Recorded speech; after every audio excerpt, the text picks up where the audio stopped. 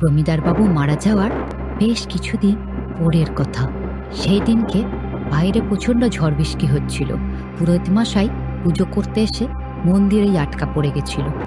ঝড় বৃষ্টিটা এবার মনে একটু কমেছে।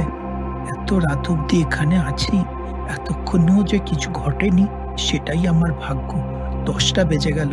চাই এবার ভালোয় ভালোয় বাড়ি ফিরি।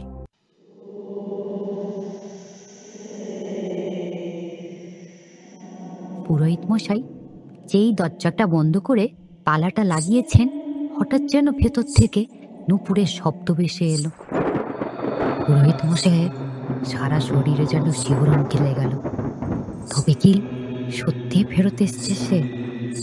কে কে ভেতরে? জবাব দিচ্ছ না কেন? কে ভেতরে আছো?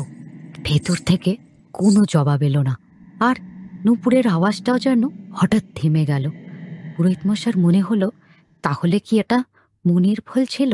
একবার ভেতরে গিয়ে দেখবে নাকি?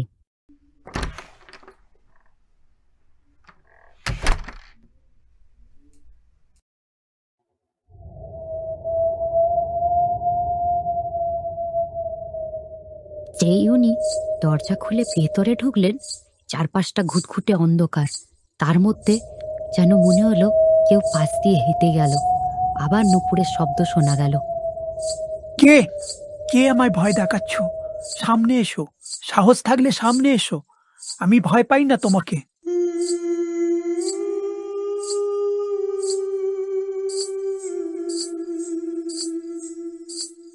গোপাল গোবিন্দ রাম শ্রী মধুসূদন, গিরিধারী গোপীনাথ মদন মোহন। কমলা, কমলা তুমি? না না, তা কি করে হতে পারে? কমলা তো মরে গেছে। কে আমায় ভয় দেখাচ্ছ? আমায় ভয় দেখিও না বলে দিচ্ছি।